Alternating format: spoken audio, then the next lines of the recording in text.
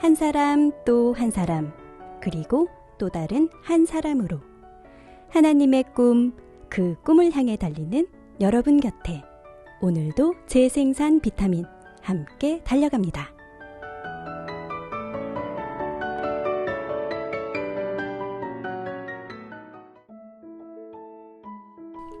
안녕하세요. 선정입니다. 어떤 시인은 세상이 아름다운 것은 새잎 같은 어린아이들이 있기 때문이라고 합니다. 겨울날의 갈색 들판일지라도 곧 짙은 푸르름으로 세상을 덮을 새 잎들의 희망 때문이겠죠.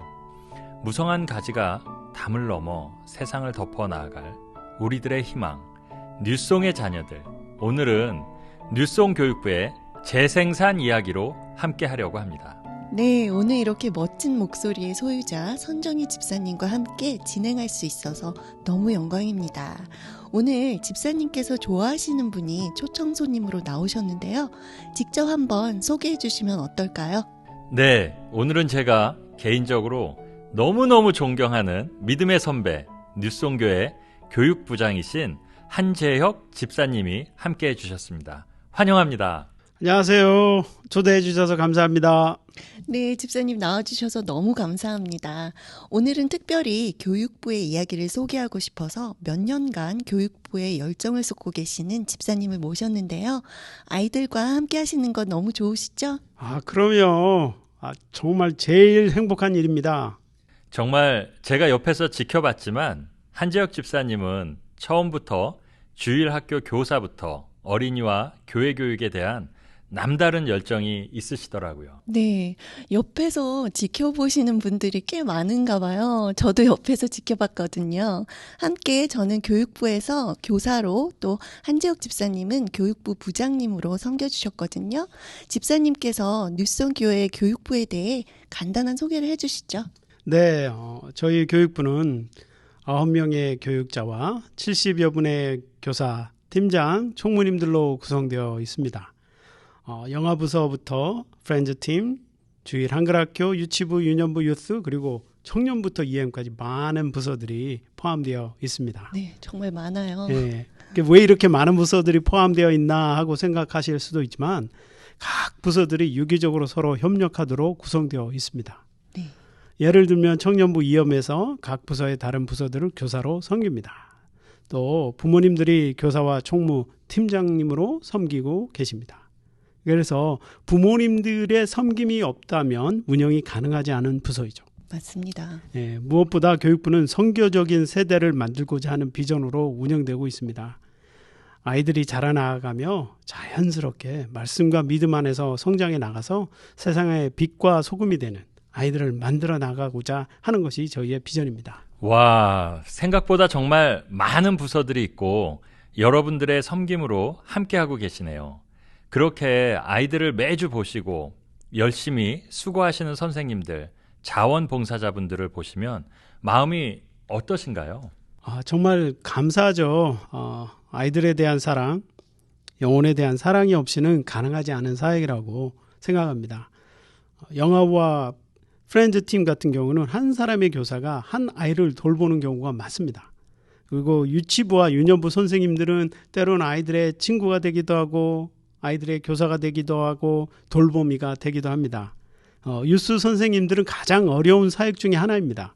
반응이 없는 경우가 많거든요. 애들이 반응이 없는 경우가 많아요. 맞아요. 네. 그렇지만 여전히 자리를 지키시는 선생님을 보면 이게 그냥 은혜가 되고요. 그 헌신을 보면서 스스로 눈물을 참을 때가 참 많았습니다. 네, 그렇게 친구로 선생님으로서 아이들을 사랑하는 마음으로 섬겨주시니 그 수고와 헌신 덕분에 우리 아이들이 믿음의 다음 세대로 자라나는데 큰 힘이 되리라 생각됩니다. 네, 맞아요. 저도 뉴송에 자녀를 둔 부모로서 예전엔 유년부 교사로 섬기다가 이젠 아이들이 유스가 되면서 요즘은 유스 교사로 섬기고 있는데요.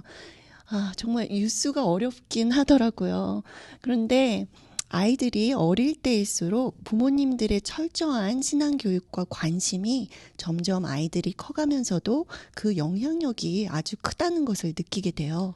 네, 그렇죠. 그래서 더욱 부모님들이 교회 아이들을 데리고 오시는 것, 또 교회에서 진행하는 여러 가지 학부모 교육, 기도회에 적극 동참하시기를 부탁드립니다. 네. 네, 교회에서만 하는 신앙교육뿐만 아니라 가정에서 하는 신앙교육은 아이들의 신앙 성장에 빠질 수 없는 아주 중요한 부분이죠. 자, 이 방송이 재생산 비타민이잖아요. 그래서 오늘도 변함없이 재생산의 이야기를 안 하고 갈 수 없죠. 그렇죠. 꼭 해야죠. 그럼 그 다양한 연령대의 아이들에게 재생산 훈련을 하고 계시나요? 그러면 저희 교육부에서도 당연히 진행하고 있습니다. 역시. 그럼 훈련이 어떻게 진행되고 있고 또 어떤 재생산 열매들이 있는지 궁금한데요. 교육부는 오래전부터 두 줄 전도법을 아이들에게 가르쳐 왔습니다. 하지만 과연 이 4.13이 교육부, 특히 유스, 유년부, 유치부에서 가능할까 그런 의구심을 가졌었어요. 제 스스로 4.13을 진행하기도 했지만 과연 교육부에서 가능할까 의구심을 갖지 않을 수 없었습니다. 근데 결국 하나님이 하시는 일인 것 같습니다. 유스에서 처음 시작이 되었고요. 고학년 아이들이 저학년을 가르치는 방식으로 시작이 되었습니다. 유년부는 교육자가 아이들을 가르치는 방식으로 진행을 했고요. 유치부는 부모님들이 직접 참여해서 같이 사역에 아이들과 같이 참여하며 부모님들이 아이들에게 가르치는 방식으로 진행이 되었습니다. 네, 저도 4.13 훈련을 받고 있는 딸아이의 수업을 한번 지켜본 적이 있었는데요. 고학년 학생이 4.13 훈련을 가르치는데 정말 너무 담대하게 말씀을 교육하는 모습을 보면서 훈련의 중요성 그리고 실천해가는 모습들이 참 감사하더라고요. 그렇죠. 어리다고 못할 거라는 생각은 절대 하면 안 되겠네요.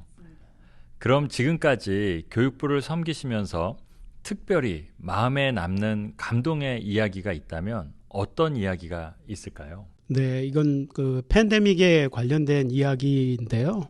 물론 지금은 우리 유스에 많은 교육자들이 충원이 되어 있지만 작년에 유스의 교육자들이 여러 가지 사정으로 사임하거나 이사하면서 참 어려움이 있었어요. 그래서 정말 이 교육자들이 어떻게 모든 일들을 감당할까? 여러 가지 이런 제가 볼 때 여러 가지 문제들이 있었거든요. 예배 찬양부터 아이들의 양육 걱정스러운 점이 정말 많았어요.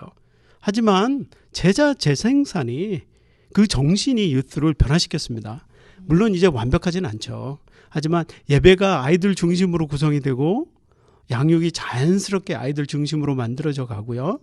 주일 예배에 와서 한번 보세요. 보시면 어른이나 교육자가 간섭하지를 않아요. 미디어 촬영, 스트리밍, 그리고 찬양에서부터 안내 모든 것들이 유기적인 관계 속에서 사역들이 잘 이루어지고 있습니다.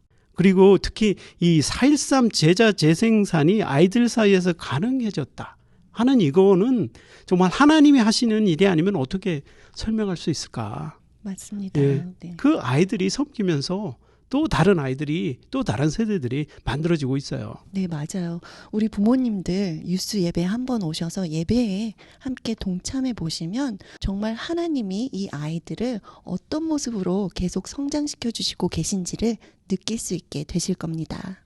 그러네요. 우리 어른들도 그렇듯 아이들이 스스로 자신이 아닌 다른 사람을 재생산으로 훈련하면서 그 안에서도 더 성장하는 그런 모습이겠네요. 맞습니다. 지금 뉴송 교육부를 섬기시면서 집사님의 사역에 대한 꿈이나 소망은 어떤 것들이 있을까요? 네, 교육부가 영아부서부터 청년 EM까지 넘나드는 그런 사역이 되었으면 합니다. 서로가 서로를 돕고 또 서로 성장해가며 진정한 하나님 나라의 천국 소망을 갖는 아이들, 이 안에서 천국의 소망을 키워나가며 또 나아가서 그 비전을 실천해 나가며 또 다른 곳에 나아가서 그것을 이루어 나가는 그런 정말 선교적인 교육부가 되길 소망해 봅니다. 네, 너무 멋진 꿈이십니다. 네, 그러기 위해서 먼저 열린 대화가 필요하다고 생각을 하고요. 그 일환의 하나로 유스 카페가 2층에 만들어졌습니다. 기도해 주시고 또 교육부 아이들, 자녀들과 자연스러운 대화를 통해 선교적 세대라는 비전을 이루어 나아가는 조그마한 한 스텝이 되길 기도해 봅니다. 네, 2층 카페가 정말 멋진 공간이 되어 있더라고요. 맞아요. 아이들이 꽉 차서 앉을 자리가 없더라고요. 이곳에서 아이들의 건전한 쉼터와 귀한 대화의 장소가 되면 좋겠습니다. 특히 교회에서만이 아닌 가정에서도 자녀들과의 대화들이 잘 이어졌으면 좋겠습니다. 네, 재생산의 이어짐은 결코 한 번의 훈련에서 끝나는 것이 아닌 가정에서도 부모님들과의 대화를 통해서 계속 이어진다는 것, 우리 부모님들 꼭 기억하시고요. 오늘 한재혁 집사님과 함께하며 저희의 희망인 교육부의 재생산 이야기를 들어서 너무 감사했고요. 함께해 주신 선정희 집사님께도 감사드립니다. 저도 오늘 한재혁 집사님 나오실 때 함께 진행을 하게 되어 정말 감사했습니다. 네, 저도 감사드립니다. 저의 어린 시절 주일학교 선생님은 예배 후에 저희와 함께 산책을 하시곤 했는데요.